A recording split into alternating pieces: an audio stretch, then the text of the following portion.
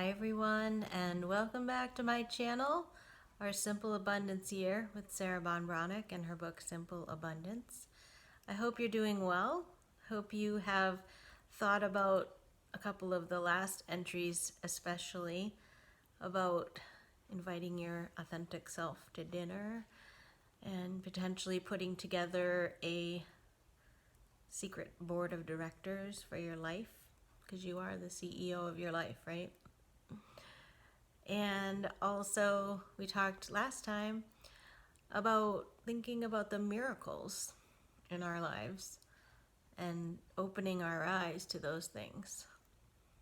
So, I hope you've had some conversations with yourself and thoughts about some of those things. It's been some deep topics. So, we are going to be getting into a new section of July. We're going to take a break from food here. We've been talking a lot about food. But getting more into solitary pursuits. And today's entry is about adding in some creative pursuits. And then later, not the next entry, but probably the following one, I will combine a bunch of the ones about solitary activities and making time for solitude in your life. So today, July 19th, is called Carving Out Time for Personal Pursuits That Bring Contentment. So before I even go into this entry, I think it would be really important in your journal or wherever you're keeping your notes, in your phone or however you're contemplating some of these things, that you really give some thought to what creative pursuits might interest you. And when you do this, you have to get rid of that inner critic. So there can't be limits. So maybe you have this dream. You saw Nancy Kerrigan in the Olympics and you've always wanted to ice skate. And so when you're making your list, you're allowed to put those things on there, okay? So it's not like, oh, I'm too old. I don't live somewhere where I can take ice lessons. They don't do that for fat people. I mean, whatever your thoughts are, okay? So this is just a free flow list of creative pursuits that you think you would enjoy, and it doesn't matter whether you think it's realistic or not, okay? So that's the first step. Secondly, making time for something. Maybe you make a list of 25 things, and maybe they aren't all realistic, but it was still fun to think about, right? Like, I don't think I'm going to be like Mary Lou Retton in the Olympics. That would be fun, but I would probably have in my head, they don't have gymnastics for fat people. That's what I would be thinking. Anyway, well, maybe they do. I don't know. I guess I could look into it. I could. It would be funny. And it won't be on the channel if I ever do it. Well, I don't know. Maybe I would. Maybe I'd get a lot of ratings for that. So Sarah's right there with all of us. In fact, she may have more responsibilities than some of us. If you don't have kids, or if your kids are grown, then all of that may be behind you in your life right now, or maybe it's still to come for some of you. But she does say that we're so caught up in our day-to-day life that we don't always make time for these creative pursuits, right?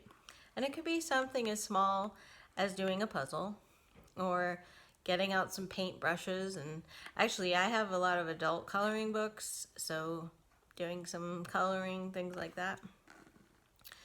So she says she had listed out some well-known people who enjoyed things like, she actually shared that Susan Sarandon likes ping pong, and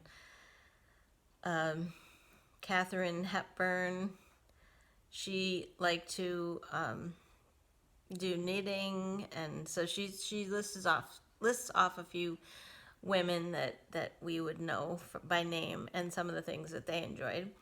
And she says we are traditionally rather proud of ourselves for having slipped creative work in between the domestic chores and obligations. Actually, that was a quote from Toni Morrison. I'm sure you've heard of her. She's a Nobel Prize winner for literature. Or I believe she's passed on now, so I say she was a Nobel Prize winner. And Toni says, I'm not sure we deserve such big A pluses for that, though, because really it's something that we should be doing anyway, right? So it shouldn't be like, wow, you did that. It should be just a given. You should be making time for yourself and having some kind of creativity in your life. I should have grabbed Brene Brown's Gifts of Imperfection book, because now as I'm saying that, I do remember there was a section of her book where she talks about creativity and how you can really get in your head and you can say like, oh, I'm just not a creative person. Like I can't do all of that. But the fact is there is creativity in all of us. There is, in some small way. And it doesn't have to be like we become a world famous artist or we write a book or, it doesn't have to be critically acclaimed. It can just be that satisfying pursuit. Maybe it's cooking, like we were talking about recently. Something small like that, that's just a part of your everyday life that becomes a creative outlet for you. Sarah goes on to say, in reasons why we don't do this, she says, but the house calls to us, the children call to us, the work calls to us. When, then, does the painting or the poem call to us? Probably every day, but we're just too busy listening to everybody else instead of our own authentic selves. Maybe it's because we've convinced ourselves that we really don't have time for personal pursuits that bring us contentment if they take longer than 15 minutes. Perhaps we don't hear the whispers of authentic longing because we don't want to hear. That's an interesting thought. It's like, oh, I'm too busy, and you don't even want to realize, because then when you realize, then it may make you feel discontent with your life because you don't have that time for yourself, and that might be something that you want. Again, with the wanting and the not getting fulfillment. I get it. Because Sarah goes on to say, if we do hear, then we have to acknowledge it and even respond. We're afraid to hear the promptings of the woman who wants to learn how to draw, dance, raise orchids, reupholster a chair, make sushi. We might have to take a class or buy a book, a pad and pencil, leggings, a plant, fabric, and a rice cooker. No time to be passionate, we have to be practical. Essential, unaccomplished longings will have to wait until there's more time, when the children are back to school, when mom's feeling better, when things let up at work. I'm adding this, like the list just goes on and on, right? Like we always have a million reasons why we can't do something for ourselves. I definitely think that's true. So, and I know I'm reading a lot, but she has a lot to say about this. How about an answer we haven't heard before? How about, quote, my authentic passions will have to wait until I'm ready to admit that pursuing them is essential for my happiness? Wow. How about, quote, I haven't learned yet how to put myself on the list of priorities?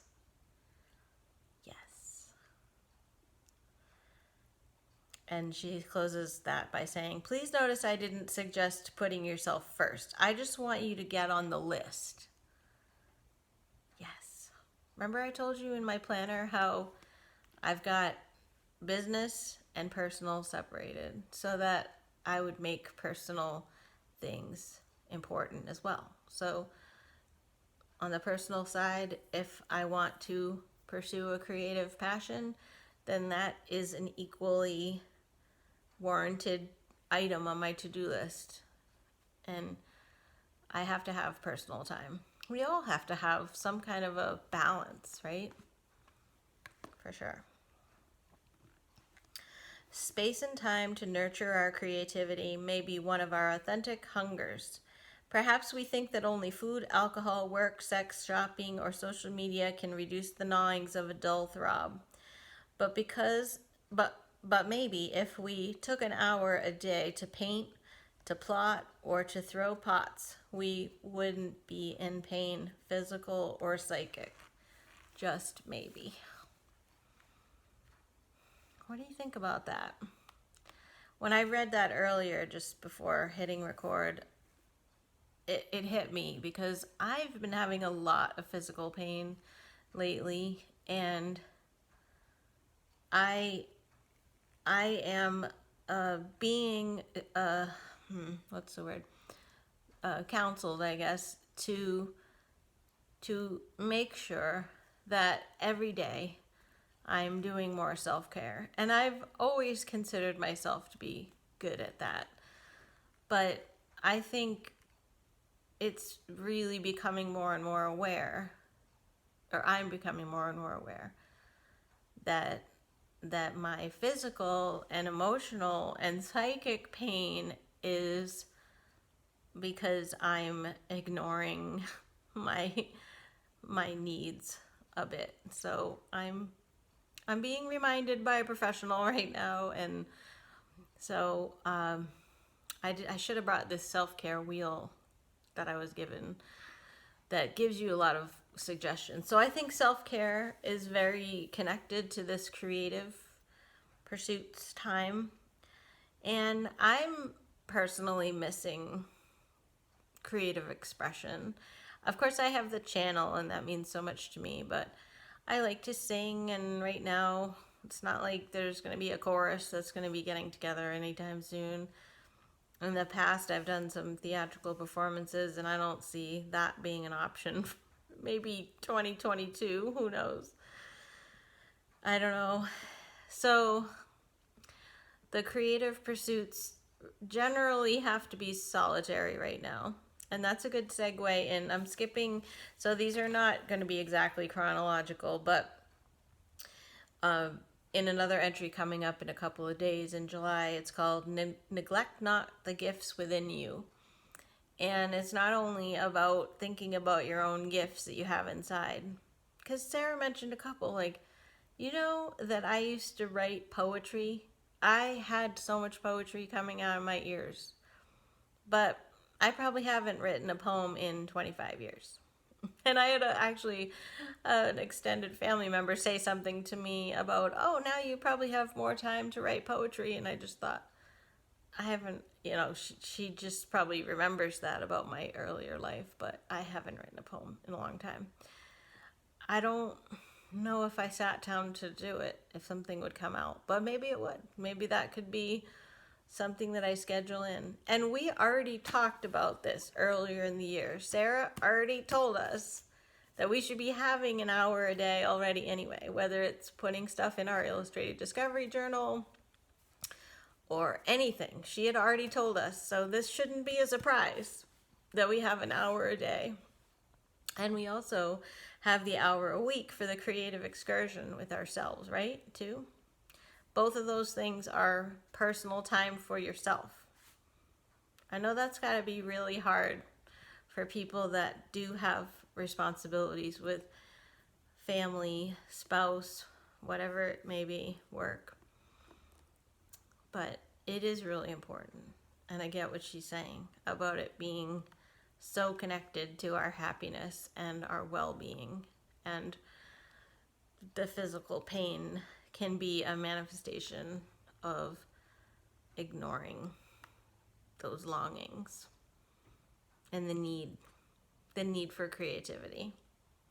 And I'm having this thought right now. I told you guys once, I forget what video it was, about Play-Doh. Maybe it was when we were talking about pursuits from when you were little, but probably the toy box entry. And I think I could totally have fun playing with some Play-Doh, and that is such an easy thing. I could probably get it at the dollar store. And Mr. Rogers again, but I am thinking about he had what do you call it? It was like a sandbox, but it was actually like a stand-up one, so it wasn't like where he went out and sat and dug, but I could probably get a little Zen garden or something. I liked the idea of playing in a little sandbox. So there's a lot of little things that are coming to my mind. I haven't made my list, but I will be making a list of some creative things that I could do. And that would be a part of my self-care. So it would also be good. And back to this other one I was going to talk about. So, okay, I'll read Sarah's words again. Over the years, particularly as I have gradually tried to honor spirits unfolding in my life by not neglecting the gifts within me, I have meditated long and hard about the inner directive, this craving for solitude. For I love the company of my loved ones, and I'm excited by brainstorming and creating fabulous projects with a professional team. But what I have discovered while composing my authentic concerto is that my notes require lengthier pauses and more of them. So, oh look, we have a kitty. What do you think about solitude? It would be, again, probably something that you would have to schedule if you do not live alone. And I'm thinking about how there can be some resistance, I'm sure, in some of your minds about how do I find this time? And how do I say to my family or my husband or wife, how do I say that I need, mommy's gonna go have a timeout? How do I do that? Sarah doesn't really give us those exact steps to do it, but hopefully you can explain to the people that are important to you in your life that this is something that you really need. Okay?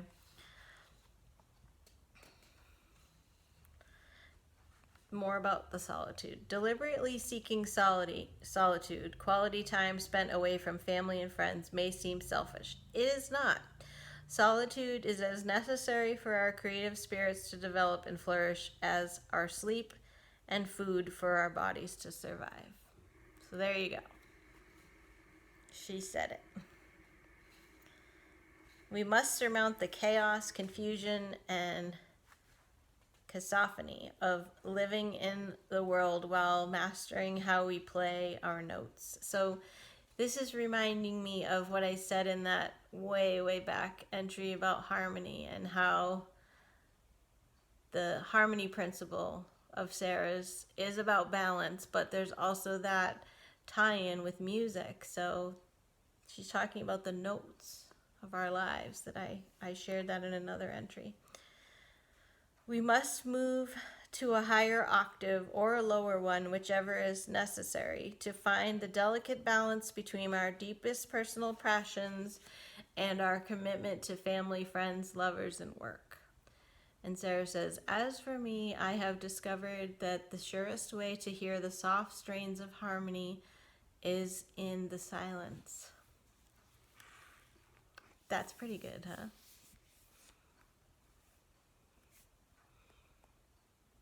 Making me wonder. Well, in music, there are those musical pauses that can be a part of music. So just because it's a silence doesn't mean that there's not harmony. It's a part of the music, the pauses. There's a lot to think about in that. So I hope that you take some time and think of some creative things, small things,